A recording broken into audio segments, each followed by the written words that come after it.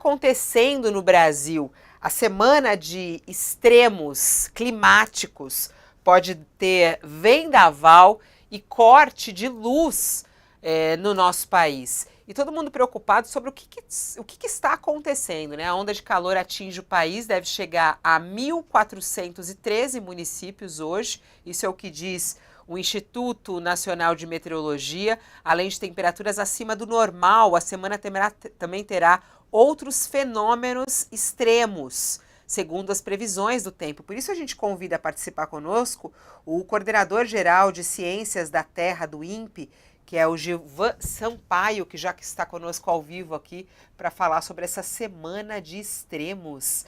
É muito forte essa palavra, né, professor Gilvan? Muito obrigada por estar aqui. Bom dia.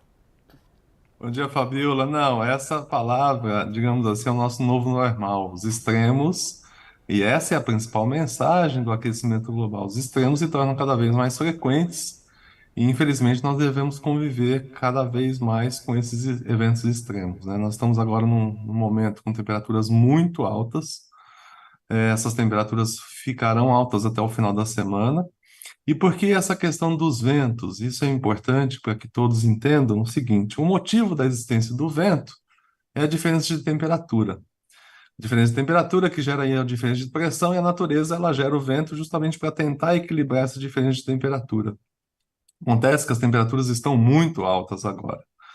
E aí qualquer massa de ar que chegar à região que está aquecida agora, como a diferença de temperatura vai ser muito grande, então, por isso a previsão dos extremos, e aí vendaval e etc. Então, nós teremos aí a perspectiva da entrada de uma frente na região sudeste no final de semana, e aí há essa previsão de extremos em virtude dessa diferença enorme de temperatura.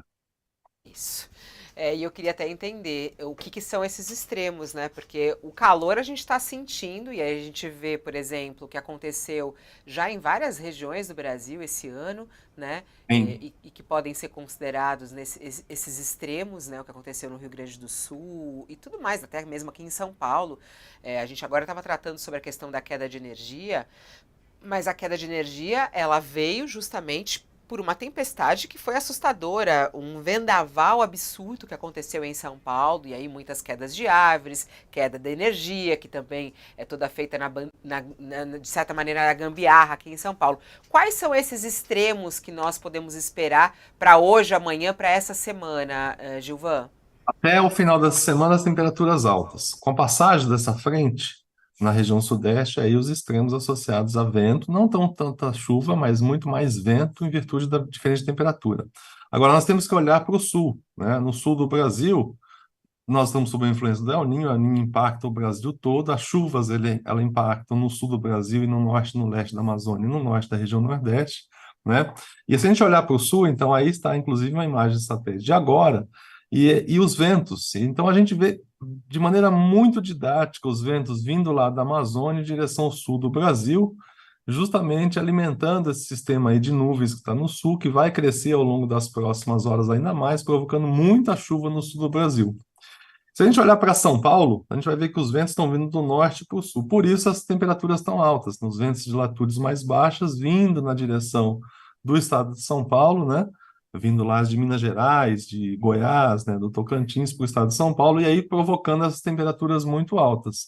Então, resumo, Fabiola, nós teremos nessa semana essas tempestades no sul, essa onda de calor que perdura ao longo dos próximos dias, vai ter um pequeno arrefecimento, digamos assim, se é que a gente pode falar assim no final de semana, por conta desse sistema que vai chegar à região sudeste, mas chega com ventos muito intensos. Na semana que vem, voltaremos à onda de calor novamente, temperaturas altas. Isso tudo influência do fenômeno El Niño, né? O fenômeno El Niño, o aquecimento das águas do Oceano Pacífico, é ele que tem contribuído para a seca na Amazônia. Essa seca agora, além do Atlântico Norte, que a gente vem falando, né, que tem contribuído também, haja vista a temporada de furacões que está muito intensa esse ano, lá no Atlântico Norte. Essa seca da Amazônia, ela está gradativamente migrando mais para o leste e para o norte da Amazônia, em função justamente do El Niño.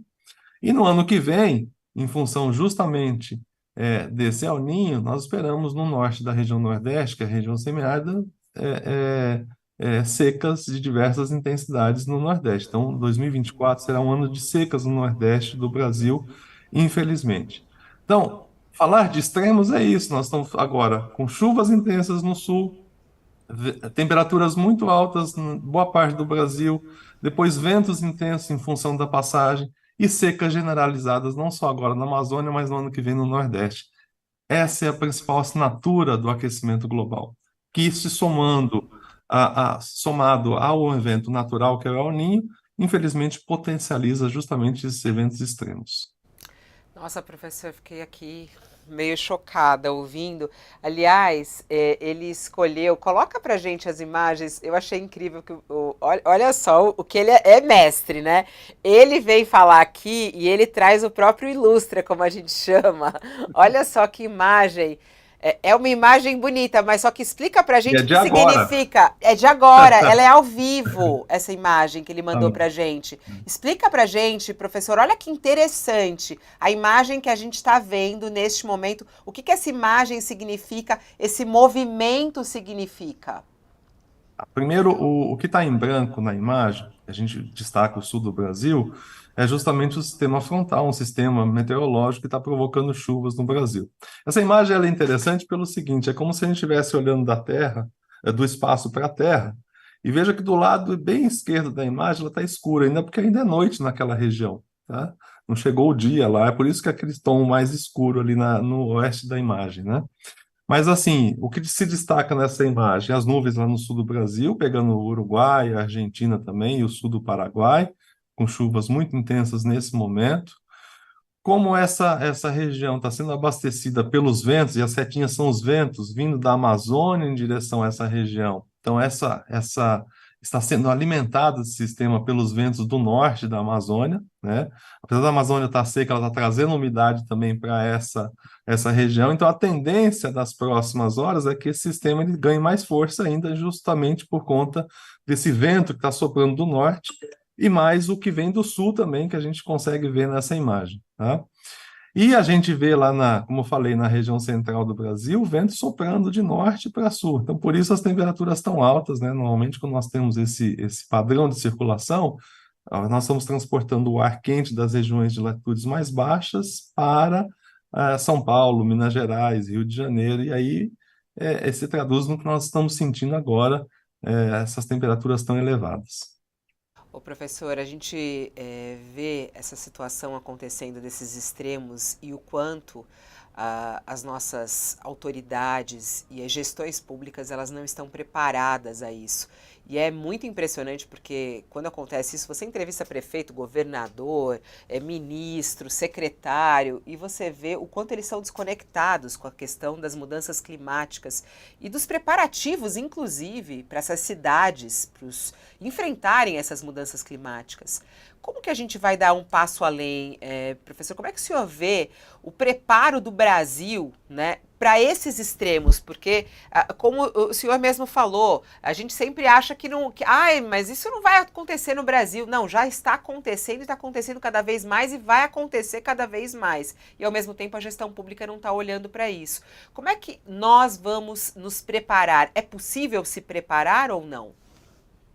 É possível. Infelizmente, isso para nós não há nenhuma novidade, Fabiola. Eu, pelo menos há 2 décadas, eu venho falando dessa questão do aquecimento global e dos impactos, dos extremos, mas nós não vemos, de fato, ações efetivas associadas à preparação das cidades. No mínimo, cada plano diretor das cidades deveria ter um mapeamento das áreas suscetíveis a enchentes, alagamentos, escorregamento de encostas. E isso não é contemplado nos planos diretores ainda, tá? E o que que acontece? Como a principal mensagem do aquecimento global para a região tropical é aumento da frequência de eventos extremos, o que vem a ser? Vamos pegar, por exemplo, o estado de São Paulo, tá? Vamos lá na região da Serra do Mar. Tem diversas moradias que estão ou foram ocupadas de maneira desordenada, sem nenhum tipo de planejamento, que estão justamente em áreas de encosta. Como a tendência é que os eventos extremos se tornem cada vez mais frequentes, e estão se tornando cada vez mais frequentes, Aquelas populações que estão ali, elas deveriam ser retiradas imediatamente, porque a cada ano elas se tornam mais vulneráveis a chuvas intensas que vão provocar, por exemplo, escorregamento de encosta e as pessoas vão morrer. Então, esse tipo de ação tem que ocorrer e isso é urgente, porque a cada ano essas populações ficam cada vez mais vulneráveis. Infelizmente, nós não estamos vendo isso ainda nos planos diretores dos municípios, que seria, por exemplo, um dos primeiros caminhos a ser tomado, ações deveriam ser tomadas associadas aos planos diretores, e é óbvio, não é algo simples, porque você tem que retirar populações e levar essas populações para regiões mais seguras, digamos assim, e isso depende do mapeamento. Mas é necessário fazer isso porque nós estamos falando de vidas humanas e também de perdas materiais. E até quando nós vamos aguardar isso? Porque, assim, os sinais da ciência, né, e não só da ciência, mas dos dados que nós observamos, já estão indicando isso há muito tempo, né? Nós temos esses indicativos, não só a partir das nossas análises, mas também a partir dos dados que nós estamos justamente informando há décadas sobre essa mudança no ambiente. Por exemplo, ondas de calor. Ontem mesmo, um pensador, colega nosso aqui do INPE, divulgou que as ondas de calor, nos últimos 30 anos, passaram, em média, de 7 para 52 ondas de calor por ano no Brasil. Isso é um número muito significativo. Isso tem um impacto enorme na população, na saúde humana, inclusive, né? E aí, voltando àquela imagem de estratégia, a gente Para pode ver também naquela... 52, de 7 para Oi, desculpa. 52, as ondas de calor passaram de 52. 7 para 52. Nos últimos 30 anos. Então, isso é muito significativo, porque isso tem impacto na população, inclusive na saúde. Por exemplo, doenças cardiorrespiratórias, elas ocorrem com mais frequência quando nós temos ondas de calor como essa, né? Então, esse tipo de ação não está ocorrendo, né? Precisa ocorrer. E, infelizmente, nós ainda seguimos a cultura de colocar o cadeado depois que o ladrão entra na casa. Infelizmente. Agora, professor.